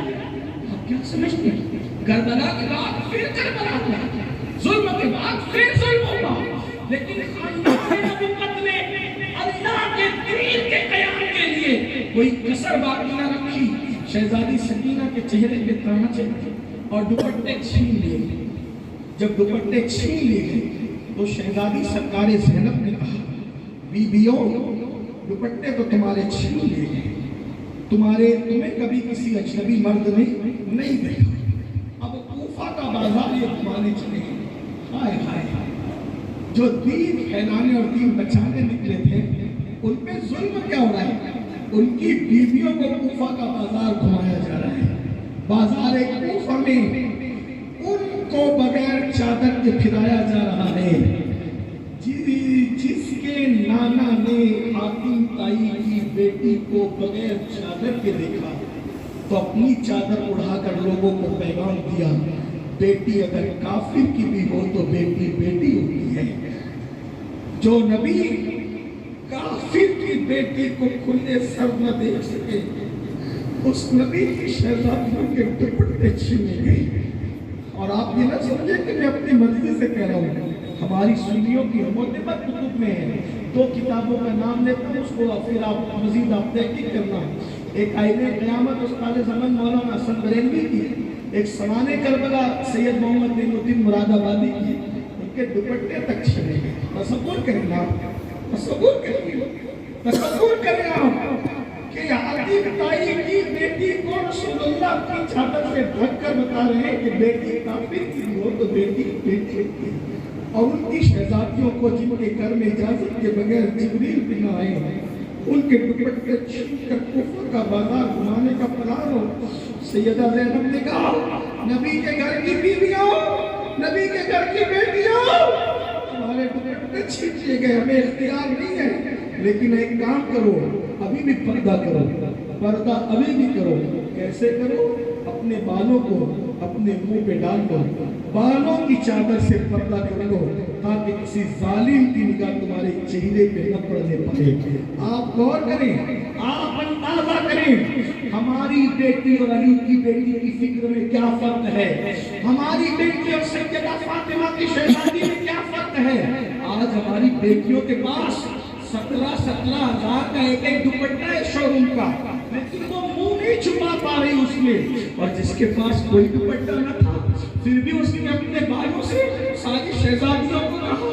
آپ بتائیں، آپ کو بتاؤں، اور آگے سن لیں، ایک شخص شہزادی سکینہ کے پاس آتا ہے اور آ کر کہتا ہے اے بچی تو بہت چھوٹی ہے، اس کا رحم کرنے کو دل چاہتا ہے، کیا میں تیری کوئی مدد کر سکتا ہوں؟ شہزادی سکینہ نے کہا یہ جو آگے میرے ابا کا سر ہے نا اس کو تھوڑا دور کر کے آگے بڑھا دو۔ لوگ کہتے ہیں باپ کا سر تو بیٹی کے قریب ہونا چاہیے، تو کیوں دور کرانا چاہتی ہے ننھی بچی؟ تو فرمایا یہ سر ہمارے قریب ہے، تو لوگ سر دیکھتے ہیں تو ہم پہ بھی نظر پڑنے کا خوف ہے، اس سر کو دور کر دو، لوگ سر دیکھنے میں مصروف رہیں گے، ہم پر لوگوں کو نظر نہ پڑنے پائے۔ کس کی فکر ہے؟ 7 سال کی شہزادی سکینہ کی فکر ہے۔ لیکن اس سے اور بڑی بات، جب یہ قافلہ گزر رہا تھا ابھی لوگوں کو پتہ نہیں ہے لوگوں کے کس کے سر ہے، کیوں؟ سر خون میں لطمت ہے، گرد و غبار ہے، کیونکہ بھائی میدان کربلا سے آ رہا ہے نا، قتل گاہ سے مقتل سے سر آ رہا ہے نا، جنہوں نے حسین لیکن اللہ اکبر خون میں لپٹا ہوا، بے ظلم سے نکلی ہوئی، خون ٹپک رہا ہے، گردن غبار ہے، لوگ پہچان نہیں پا رہے کہ کس کا سر ہے۔ بیویوں نے بال آگے ڈال رکھے ہیں، ایسے میں کچھ عورتیں روٹی پھینک رہی ہے، کچھ عورتیں روٹی پھینک رہی ہے، کھجور پھینک رہی ہے اور کہتی ہے صدقہ صدقہ صدقہ۔ چونکہ یہ خواتین شہزادیاں میرے نبی کی اونٹ پر تھی، وہ چھتوں پر تھی تو اونٹ پہ بیٹھنے والا چھت سے قریب ہو جاتا ہے۔ آج کی طرح لوگوں کی اونچی عمارتیں اس وقت نہیں ہوتی تھی، عمارتیں ہوتی تھی، چھت پہ چڑھی برابر ہو گئی۔ تو شہزادی سکینہ نے جب اب کم سے کم کتنے دنوں کے 5 سے اسی روایت کو لے توجہ کرنا، اللہ کے دین پر عمل کرنے کا جذبہ کیا پیدا کیا تھا گھر میں امام حسین نے۔ توجہ کرنا، غور کرنا مسلمانوں، 5 یا 6 دن ہو چکے ہیں بھوکے اور پیاسے رہتے ہیں، نہ کھانا نہ پانی، 16-17 گھنٹے کا روزہ نہیں ہے۔ کتنے دن ہو گئے؟ 5 سے 6 دن ہو گئے، نہ پانی نہ کھانا۔ اگر یزیدی کچھ بڑھاتے بھی ہے تو وہ نہیں لیتے ہیں، لیکن جب صدقہ کر کے روٹیاں کھجوریں سیدہ سکینہ کے دامن میں پڑا تو شہزادی سکینہ نے روٹی 7 بچی تو بچی ہوتی ہے، 7 سال کی بچی کی فکر کیا ہے؟ 7 سال کی بچی ہوتی کیا ہے؟ 7 سال کی بچی کو یہ شعور بھی نہیں ہوتا کہ وہ اپنے بارے میں مذکر کہے کہ مؤنث کہے۔ بہت ساری چھوٹی بچیاں کہتی ہیں میں کھاؤں گا میں پیوں گا، اگر گھر میں بچے زیادہ ہیں تو بچیاں یہ کہنے لگتی ہے بچوں کو سن کر کے، ایسا ہوتا ہے، فکر زیادہ نہیں ہوتی، بچے ہوتے ہیں۔ لیکن اللہ اکبر، شہزادی سکینہ کے پاس جب صدقہ کہہ کر روٹی کے ٹکڑے اور کھجور آئی، 5-6 دن کی بھوک کے بعد بھی اٹھا کے منہ میں نہیں ڈالا، پیزے کا پھپھی اماں آل محمد میں تو صدقہ حرام ہے نا، تو کیا آج 6 دن کی بھوک کے بعد کیا ہم پہ صدقہ حلال ہو گیا؟ ہم کھا سکتے ہیں صدقہ؟ حلال و حرام کا فرق کیا؟ کس کو؟ سیدہ زینب ابھی نہیں بول رہی ہے، شیطانوں نہیں بول رہی ہے، سیدہ ام رباب نہیں بول رہی، 7 سال کی ننھی بچی اپنی پھوپھی سے کہتی ہے اماں کیا صدقہ کھا سکتے ہیں بھوکا رہ کر 5 دن کی بھوک کے بعد؟ اب سیدہ زینب کو جلا رہا ہے کہ ظالمہ ہمارے محمد ہیں ہمیں صدقہ دیتے ہو؟ ہم صدقہ کھانے والے لوگ نہیں، ہم پہ صدقہ حرام ہے۔ آپ سے پوچھتا ہوں حسینی بنی گئے نا میرے بھائی، اللہ کرے میں بھی بچ جاؤں سے کہ آپ اسمی اور رسمی حقیقی صدقہ صرف آل نبی پہ حرام ہے، باقی ہر غریب پہ ہے نا۔ صدقہ پیشاب کی طرح ناپاک نہیں، صدقہ شراب کی طرح ناپاک نہیں، صدقہ صدقہ ہے، نبی کی آل پہ حرام، باقی سب پر حلال، ٹھیک ہے نا؟ یعنی ہر مستحق پر حلال، بلکہ اگر نفلی صدقہ ہو، نفلی صدقہ وہ تو امیر غریب سب لے سکتے ہیں، تفصیل ہے اس میں، ٹھیک؟ بہرحال تو سیدہ زینب نے کہا ظالموں ہمیں نظر دیتے ہو، صدقے کی نظر کا صدقہ دیتے ہو، صدقہ واجبہ دیتے ہو، ہم صدقہ کھانے والے لوگ نہیں، ہمارے یہ فکر تھی۔ اب آپ سے پوچھتا ہوں وہ صدقہ جو ایک مخصوص آل نبی کے لیے حلال ہے، باقی سب کے لیے جو مستحق کے حلال ہے، وہ صدقہ 6 دن اور 5 دن کی بھوک کے بعد بھی 7 سال کی بچی نہیں کھائی، اور وہ سود جو سور کی طرح حرام ہے۔ میں اپنے جملے کا ذمہ دار ہوں، ہاں بیٹا والوں یہ مت سننا کہ کچھ بھی کہہ کر چلتے ہیں، کچھ بھی کہہ کر نہیں جاؤں گا، میں اپنے جملہ نہیں پوری تقریر کا ذمہ دار ہوں انشاءاللہ۔ وہ صدقہ جو صرف آل محمد پہ حرام ہے، 5 اور 6 دن کی بھوک کے بعد بھی 7 سال کی بچی اس صدقے کو ہاتھ نہیں لگاتی، اور وہ سود جو سور کی طرح حرام ہے، سور کے گوشت کی طرح حرام ہے۔ اگر آج کا حاجی اور نمازی بھی وہ سود کھا رہا ہے تو پھر وہ یزید کے ساتھ کھڑا ہے کہ امام حسین کے ساتھ کھڑا ہے؟ چوری چپکے جو سود کے دھندے پروموٹ کیے جا رہے ہیں، مسلم محلے میں وہ نشے کی چیزیں بیچی جا رہی ہیں جو پیشاب کی طرح گندی اور حرام ہے، پھر یزیدیوں کی حسین کو بڑی معذرت کے ساتھ लोहे पर अगर सोने का पानी चढ़ा दिया जाए वो सोना नहीं बन जाता। एक में सोने की लंबा खारी सोने का पानी उतरेगा लोहा नजर आएगा। तो जो हमने अपने ऊपर मुसलमानों का लिबादा चढ़ा रखा है अंदर से वही जुन्ना और पोशी है, तो क़यामत की दिन अल्लाह इस लिबास को हटा करके हर एक को नंगा करेगा और उस दिन पता चलेगा तुम क्या थे। अगर क़यामत की रुसवाई से बचना है, अगर क़यामत की जिल्लत से बचना है तो सच्चे हुसैनी हो जाओ और इंसान के बनाए हुए मजहब पर अमल करने की बजाय अल्लाह के नाज़िल किए मजहब पे अमल करो, जिसमें ना बेनमाजी बन की गुंजाइश है, न जिसमें ज़िना की गुंजाइश है, न जिसमें पाप की गुंजाइश है, न जिसमें शराब और शराब की गुंजाइश है। वो बिल्कुल सादा दीन है, बिल्कुल आसान दीन है। आइए वहाँ एक वाक़या और पेश आया, एक बात बता दो। एक औरत आई, जब उसने सुना ना कि हम सदका नहीं खाते, हम सदका नहीं खाते, तो एक औरत ने सुन लिया, उसने कहा बीबी ये सदका नहीं है जो मैं दे रही, औरों ने तो सदका दिया, ये सदका नहीं है जो मैं, ये नियाज है, ये नज़र है, ये ले लो और मेरी मुराद पूरी करो। किससे कहा? शहजादी सकीना से।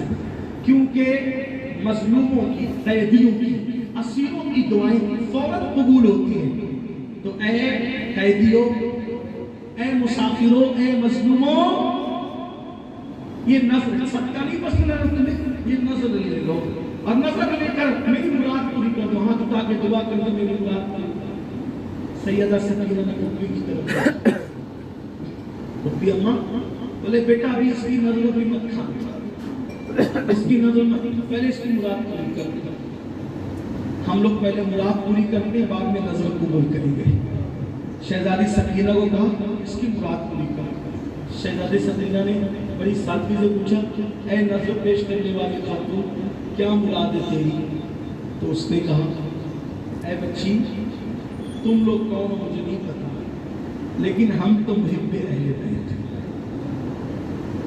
हसन हुसैन, अली व फातिमा और नबी से इश्क करने वाले लोग। मुझे बहुत दिल से याद आती है शहजादी ज़ैनब की, और बहुत दिनों से याद आती है शहजादा हुसैन की, क्योंकि उनके बाबा जब अमीरुल मोमिनीन के मनसब पर थे, यानी हुकूमत की कुर्सी पर थे, तो वो कूफा में रहते थे। जब अली कूफा में रहते थे तो साथ ज़ैनब भी थी, हसन भी थे, हुसैन भी थे। हसन की तो शहादत हो गई, ज़ैनब और हुसैन को बहुत दिनों से नहीं देखा, तो हर रोज़ मैं उनकी नज़र पेश करती हूँ गरीबों को, यतीमों को, कि कोई दुआ कर दे कि मरने से पहले एक मरतबा हुसैन को देख लूँ और ज़ैनब को देख लूँ। ऐ बच्ची तू छोटी है, दुआ कर दे, एक मरतबा हुसैन नजर आ जाए, एक मरतबा ज़ैनब नजर आ जाए, उन शहजादी को ज़ियारत कर लूँ। क्योंकि हमारा अक़ीदा ये है कि ज़ैनब हूबहू अपनी अम्मी सैयदा फातिमा की हम शक्ल और हम शबी है। तो एक बार ज़ैनब को देखकर सैयदा फातिमा के हुस्न की याद ताज़ा कर लूँ, फिर मर जाऊँ तो फिक्र न रहे। जब वो ये बात कर रही थी, सैयदा ज़ैनब से बर्दाश्त न हुआ, फूट फूट के रोने लगी, बीबियाँ भी फूट फूट के रोने लगी, सैयदा सकीना भी बर्दाश्त न कर सकी। उसने कहा, ऐ काफिले वालों, आखिर ज़ैनब और हुसैन का नाम सुनकर तुम क्यों रो रहे हो? सिस्तियाँ लेने की वजह क्या है? आओ खुदा करने की वजह क्या है? तो शहजादी सरकारे ज़ैनब ने अपने बालों को अपने चेहरे से हटाया और हटा कर कहा, ले अपनी मुराद पूरी कर ले, ले ज़ैनब को देख ले। और वो कटा बसर हुसैन का है और ये कैदी ज़ैनब है। उसने चीख मारी, हाय अल्लाह ये क्या हुआ? ज़ैनब कैदी बन गई। हुसैन कट्टे चीख मारी और जमीन पे गिर पड़ी और हमेशा के लिए उसका किस्सा खत्म हो गया। ये करबला की दास्तान है। कुल मिलाकर ये मकसद इमाम हुसैन इक़ामत दीन क़याम है। मुसलमानों, अगर हमारे घर की बच्चियाँ शॉर्ट कपड़े पहनकर घुटने खोलकर स्कूल जा रही है, कॉलेज जा रही है, कोचिंग जा रही है, तालीम के नाम पे बेनकाब है, अगर हम अपनी बेटी को बाजू में اٹھا کر کے سیریل مشرکانہ سیریل دیکھ رہے، ہمارے گھر میں دین نہیں ہے، اس کا مطلب یہ ہے کہ ہمارا حسین سے کتنا تعلق رہ گیا ہے۔ بڑی معذرت کے ساتھ وہ بیٹا والا برا مت ماننا، شربت بنتا ہے بنتا رہے گا، اللہ کی عزت کی قسم شربت سے ہم کبھی دور نہیں ہوں گے، شربت کو کبھی منع کرتے نہیں، کبھی نہیں کریں گے، نیازیں ہوتی رہے گی۔ لیکن ایک بات کہوں، اگر دین کو مٹانے والا امام حسین کے نام پر ساتوں سمندر کے پانی کا شربت بنا دے، میرے جملے پہ غور کریں، اگر دین مٹانے والا امام حسین کے نام پر ساتوں سمندروں کے پانی کا شربت بنا کر پوری دنیا کے لوگوں کو پلا دے، تب بھی وہ حسینی نہیں ہوگا۔ اور اگر کوئی حسینی پوری زندگی شربت کا ایک قطرہ بھی نہ بنا سکے اور وہ حسین پاک کی فکر اور مقصد کو زندہ کرے، تو کیا کوئی اس کی حسینی پہ شک کر سکتا ہے؟ اس کا مطلب یہ ہے شربت فرض نہیں ہے، وہ نفس ہے، اصل فرض و مقصد حسین پہ توجہ ہونا ہے۔ کب تک فکر یزید کے ساتھ جیو گے میرے عزیز، میری قوم کے جوانوں، تمہیں مرنا ہے، اللہ کو منہ دکھانا ہے، حسین پاک کے نانا کو منہ دکھانا ہے۔ میرے بھائی، اپنی مرضی پر قیامت کا فیصلہ نہیں ہوگا، اللہ کی مرضی پہ قیامت کا فیصلہ ہوگا۔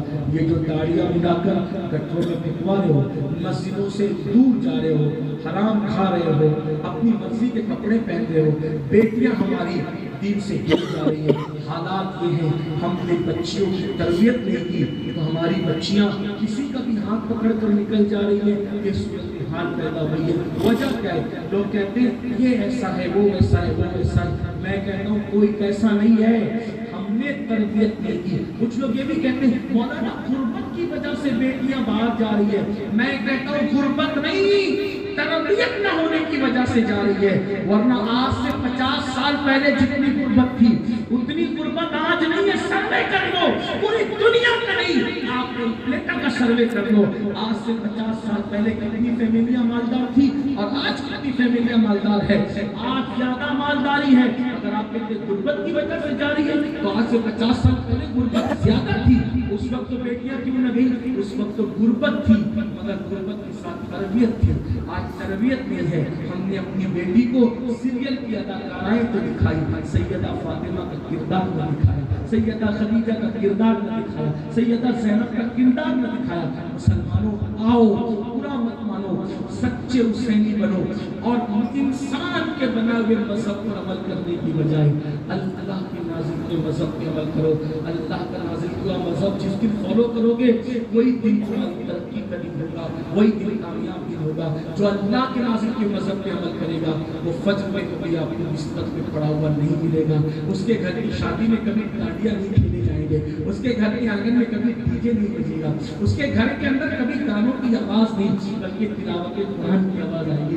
ان لوگوں کا ڈھول تاشوں سے کیا تعلق ہے جو امام حسین سے تعلق رکھتے ہیں؟ جن کی شادیوں پہ ڈھول نہیں بجے ان کی شہادتوں پہ ڈھول کیسے بجائے جا سکتے ہیں؟ یہ بات لوگوں کو بری لگتی ہے، رہے، لیکن یاد رکھنا حقائق ہے، سچائیاں ہیں۔ امام حسین نے کربلا کی زمین پر نیزے پہ قرآن کی تلاوت کر کے بتا دیا حسین زندہ ہے اور زندہ وہ جاوید کا ماتم نہیں کیا جاتا۔ ہم ماتمی لوگ نہیں ہیں، ہم محبت حسین میں روتے تو ہیں لیکن ہم ماتم کے قائل نہیں ہیں۔ دیکھیے جتنا اپنے بزرگوں نے کیا ہے اسی پہ عمل کیجیے، جو ہمارے بزرگوں کی فکر ہے۔ اگر آج کل کے کچھ چھوکرے نئی نئی فکر لاتے ہیں وہ چھوکروں کو مبارک ہو، ہم پابند ہیں غوث پاک کے، ہم پابند ہیں غریب نواز کے، ہم پابند ہیں وارث پاک کے، ہم پابند ہیں مطلب سمجھانے کے، ہم پابند ہیں سیدی علاؤ پنڈوی کے۔ اور 14ویں صدی میں جس نے تمام 14 صدیوں کے اسلاف کے عقیدے اور ان کے موقف کی ترجمانی کی، اس امام اہل سنت کے فکر اور ان کے افکار کے ہم پابند ہیں۔ ہم ماتمی لوگ نہیں ہیں، ہم لوگ سینہ پیٹنے والے لوگ نہیں ہیں۔ امام کے نام پہ سینہ نہیں پیٹا جاتا، امام کے نام پہ تو سینہ عشق رسول میں کھل جایا کرتا ہے۔ ہاں جو سینے میں خلفائے راشدین کی محبت نہیں ہے وہ سینہ دنیا میں آج ٹوٹ رہا ہے اور قیامت میں اس کو فرشتے پیٹیں گے جو ان کا مقدر ہے۔ لیکن ہم نے یہ کام نہیں کرنا، ہم تلاوت والے لوگ، ہم عبادت والے لوگ، ہم نعت و منقبت والے لوگ، ہم شریعت کے پابند والے لوگ۔ آپ سے پوچھتا ہوں امام علی مقام کی محبت آج اپنے دل میں زیادہ ہے یا غوث پاک کے دل میں زیادہ ہے؟ اگر حسین کی محبت کا تقاضا یہی تھا ماتم کرنا تو کوئی بتا دے ہمیں. میں کسی کو مناظرے کا چیلنج نہیں کرتا ہوں, میں مناظر آدمی نہیں ہوں, مجادلے کا چیلنج نہیں کر رہا ہوں, میں جھگڑالو آدمی نہیں ہوں. صرف محبت اعتبار سے اتنا کہتا ہوں, اگر محبت حسین اسی کا تقاضا کرتی ہے کہ ماتم کیا جائے تو میں بس اتنا کہتا ہوں دیکھا والوں کوئی ہمیں اتنا بتا دے کہ غوث پاک نے کیا تھا, کوئی کرے نہ کرے آئین کا سب سے محفوظ بس اتنا ثبوت دے دو صحیح کتابوں سے. غوث پاک نے کیا تھا, میں غوث کا غلام ہوں, میرے غوث نے جو کیا تھا بتا دو. غریب نواز نے کیا صحیح کتب کے معتبر کتب کے حوالے گاؤں پیش کرے. غریب نواز نے کیا تھا, اگر نہیں کیا تھا اور یقیناً نہیں کیا تھا, مکتوم سکھنا نے نہیں کیا تھا اور یقیناً نہیں کیا تھا, وارث پاک نے نہیں کیا تھا اور یقیناً نہیں کیا تھا, مدار پاک سید بدیع الدین زندہ شاہ مدار نے نہیں کیا تھا اور یقیناً نہیں کیا تھا. پھر آج یہ کیوں روافظ کی نقل ہو رہی ہے اور ہماری قوم کو ہم بدعات اور خرافات میں جھونک رہے ہیں, کیوں ہو رہا ہے اور اس کا ذمہ دار کون ہے؟ ایک بات آپ سے کہنا چاہتا ہوں, اگر سبھی کپڑے سنبھال کر عزت سنبھال کر کے بیٹھیں گے تو کربلا کی سنت پہ کون عمل کرے؟ ہمیں بدعات کے خلاف بھی کھڑے ہونا ہے, ہمیں خرافات کے خلاف بھی کھڑے ہونا ہے. ایسا نہیں کہ وہی باتیں کرو جس سے عزت اور نفاذ ملے, وہ بات بھی تو کرو نا جس سے گالیاں سننے کو ملے, وہ بات بھی کرو. یہی تو کربلا والے کی سنت ہے. نکل کر خانقاہوں سے ادا کر رسم شبیری, حسین پاک نے یزید کی آنکھوں میں آنکھیں ڈال کے دین بچایا. اور اپنے بچوں کو ایسے لوگوں سے بچاؤ جو تمہیں اہل بیت کی محبت کا دھوکہ دے کر رافضیت کی طرف لے کر کے جائیں. ہم رافضیت سے ہمارا کیا بتائیں. رافضی اور سرکار مخدوم الشیخ جانی سلطانی فرماتے ہیں میں نے اپنی زندگی میں سب سے بدترین جو فرقہ دیکھا وہ رافضی جو غوث پاک کو سید نہیں مانے. آپ غور تو کریں ان کے راستے پہ جا رہے ہو. جو غوث اعظم کو سید نہیں مانے آپ کہاں جا رہے ہو؟ جو صدیق اکبر فاروق اعظم عثمان غنی کو کافر کہے ان کے راستے پہ جا رہے ہو. کون روافظ جنہوں نے امام حسن کے منہ پہ تماچے مار کے ان کے نیچے سے مسلح کھینچا اور کھینچ کر کے کہا تو امامت کے قابل ہو, آپ ان کے پیچھے جا رہے ہو, ان کی فکر کے پیچھے جا رہے ہو. اسی پہ بس نہیں بلکہ ذمہ دار میں ہوں. ملا صادق اپنی کتاب میں لکھتا ہے منہج الصادقین کے اندر کہ جو ایک مرتبہ مطاع کرے اس کو امام حسن کے برابر ثواب ملتا ہے, جو 2 بار مطاع کرے اس کو امام حسین کے برابر ثواب ملتا ہے, جو 3 بار مطاع کرے اس کو علی کے ثواب کے برابر ثواب ملتا ہے. مطاع کیا بتائیں؟ مطاع کہتے ہیں ایگریمنٹ پر زنا کرنے پر. ایگریمنٹ پر یعنی کہیں بھی جاؤ 2 گھنٹے کے لیے کہہ دو کہ تم میری بیوی میں تیرا شوہر اتنے پیسے لے لو, 2 گھنٹے ساتھ رہو, موج موج کرو, اور جب وہاں سے نکلو تو طلاق دینا مدت جاؤ. اس کو مطاع یعنی لمیٹڈ مدت پر کسی کو اپنی بیوی بنا دینا, اس کو کہتے ہیں مطاع. اور ہم اس کو ایگریمنٹ پر زنا کہتے ہیں کیونکہ ہمارے یہاں 2 گھنٹے 4 گھنٹے کا نکاح نہیں ہوتا. اگر کوئی 70 سال کی کنڈیشن پر بھی نکاح کرے کہ میں 70 سال کے لیے فلاں سے نکاح کر رہا ہوں تو بھی نکاح نہیں ہوگا. نکاح کیسے ہوتا ہے؟ پوری زندگی اس کو اپنے ساتھ رکھوں گا تو نکاح ہوگا, ورنہ نکاح نہیں ہوگا. 2 گھنٹے 4 گھنٹے کا نکاح ہمارے یہاں یہ اسی کو مطاع کہتے ہیں. اب آپ سے پوچھتا ہوں, میرے اپنے شہر مالیگاؤں کے چند روافظ میرے پاس آئے, اگر تو ہمارے خلاف بہت بولتا ہے بلکہ مجھ پہ کیس بھی کیا اس معاملے میں, لیکن بہرحال اس کو چھوڑیے, ہم اپنی کوئی بات نہیں بیان کرتے, ہماری کوئی اوقات نہیں. ہم مسلک کی خدمت کرنے اللہ کی رضا کے لیے اللہ نیتوں کو جانتا ہے. آئے میرے پاس آ کر بیٹھے تھا کہ تمہارے خلاف بہت بولتا ہے کہ یہ ایسے ہی ویسے گستاخ اہل بیت ہے, ہم محبت اہل بیت کر دیتے ہمیں گستاخ کہتے ہیں. میں نے کہا آپ مجھے بتائیں, میری عادت ہے کہ جو مجھ سے بات کرنے آتا ہے میں اس سے انسانیت کے لہجے میں بات کرنے کا رہا. میری اپنی طبیعت میں اللہ فساد نہیں. میں نے کہا بیٹھو بات مجھے بتاؤ. میں نے کہا تم امام حسن امام حسین مولا علی سے پیار کرتے ہو, میں نے آپ کا سینہ چیر کے نہیں دیکھا لیکن باتوں سے کچھ سمجھ میں آتا ہے. بولے کیا سمجھ میں آتا ہے؟ میں نے کہا میرا عقیدہ یہ ہے, میں سنی ہوں اور میرا عقیدہ یہ ہے الحمدللہ کہ پوری دنیا کی عبادتیں ایک پلڑے میں رکھی جائیں. توجہ آپ کی, ہمارا عقیدہ سنیں. اس عقیدے میں مجھے کوئی کیا کہے گا مجھے اس کی پرواہ نہیں, نہ مجھے رافضیوں کی پرواہ ہے نہ ناصبیوں کی پرواہ ہے, مجھے تو بس یہ کہ میرا اللہ مجھ سے راضی ہو، اہل بیت کی بے لوث محبت اللہ مجھے نصیب کرے، میری نسلوں کو نصیب کرے۔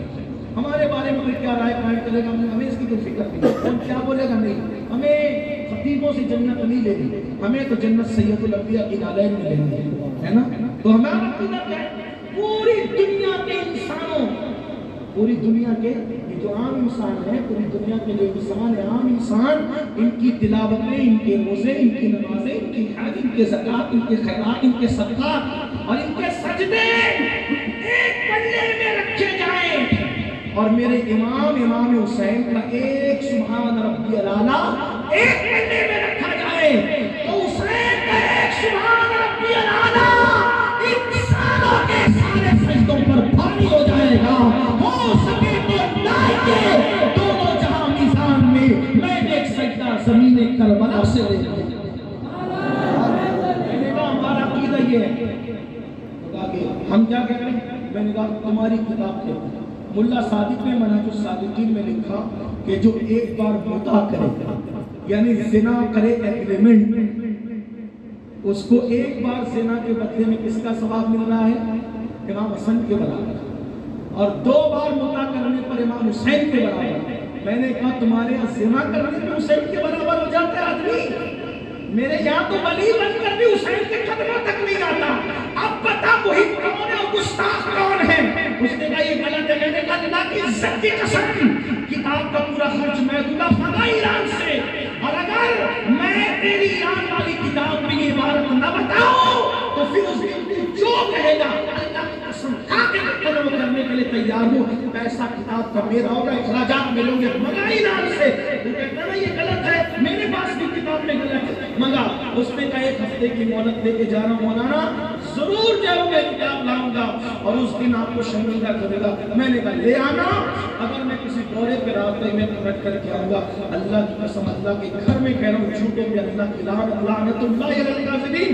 اس گفتگو اور مباحثے کے وقت میرے ساتھ میرے کئی علماء مدرسے کے موجود تھے، 8 دن کا ٹائم لے کر کے گئے، آج برسوں بیت گئے، واپس نہیں آئے، جواب دے کے واپس نہیں آئے۔ آپ سے پوچھتا ہوں تو انہیں سرابزیوں کے پیچھے جا رہے ہو جو 2 بار زنا کرنے میں تمہیں حسین کے برابر کھڑا کرتے؟ آپ کو اگر صحابہ اعظم نہیں ہوتے، اگر آپ صحابہ کے بڑے دشمن بن گئے ہیں، اہل بیت کے مرید بن گئے صحابہ کو چھوڑ کر، یہ تو اہل بیت کے نہیں مسکرات ہے۔ لیکن ایک بات کہہ دوں سنیو، جس کے دل میں صحابہ کی محبت نہیں ہے وہ اہل بیت کے نام میں منافقت کر رہا ہے، اس کے دل میں اہل بیت کی محبت نہیں ہو سکتی۔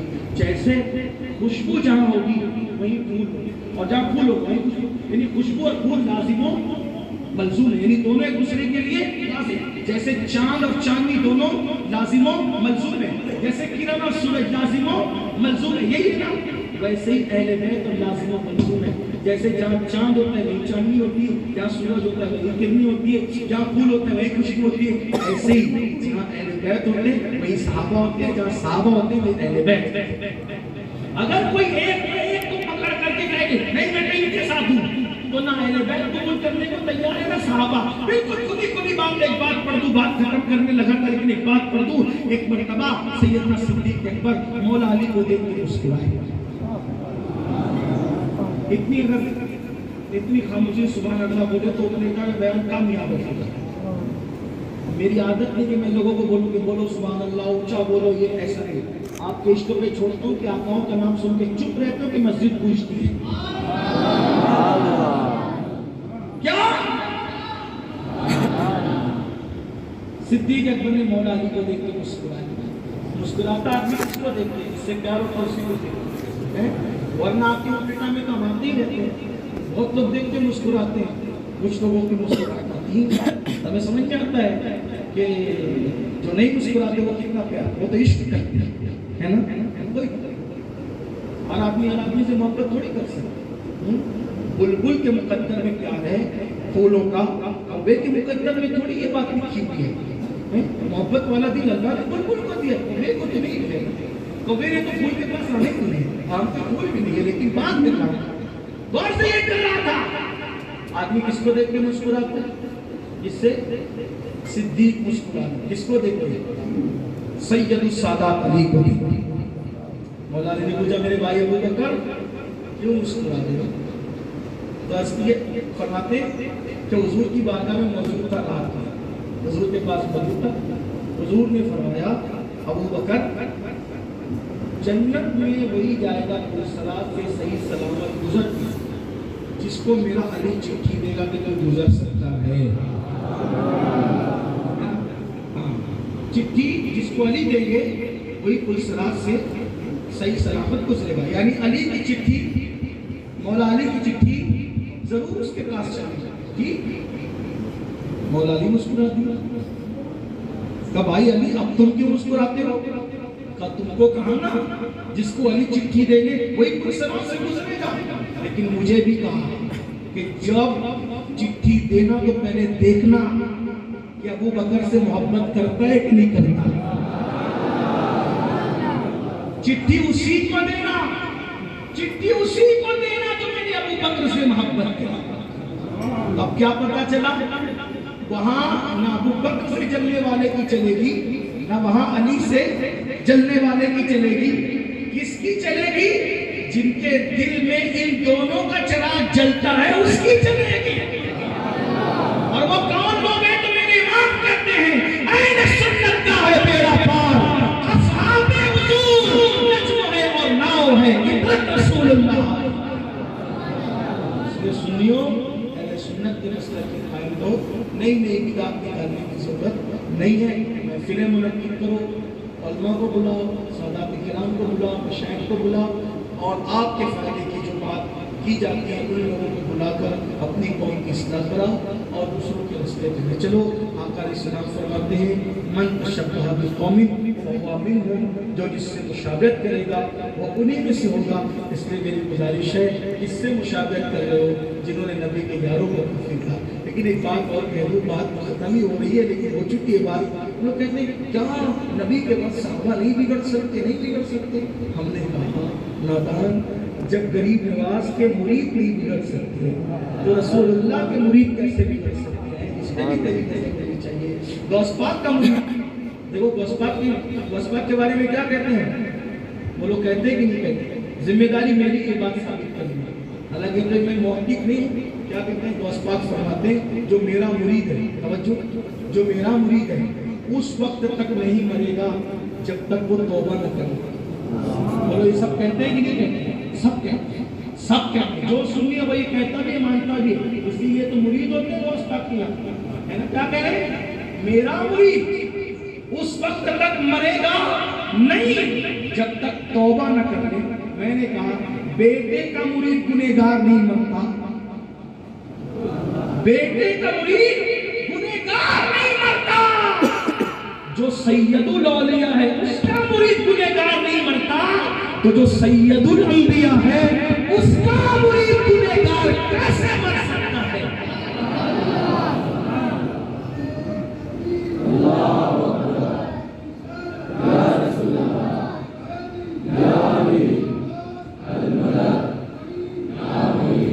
اس لیے میرے بھائیوں زبان کھولو، سوچ کر بولو، سوچ کر بولو۔ دیکھو اپنے بارے میں کوئی کیا بولے وہ چھوڑ دو، ایسی بات کرو کہ اللہ ناصر ہے، کیونکہ ہمیں جنت اللہ سے لینا ہے۔ اور پھر کہتا ہوں کہ انسانوں کے بینوں میں مذہب کے عمل چھوڑ دو، اللہ کی نازل کی مذہب کے عمل کرو۔ اللہ مجھے آپ سب کو توفیق دے، گفتگو کے درمیان میں غلطی ہو تو اللہ تعالیٰ معاف کر دے۔ استغفر اللہ ربی ان ربی لغفور رحیم وما علینا الا البلاغ۔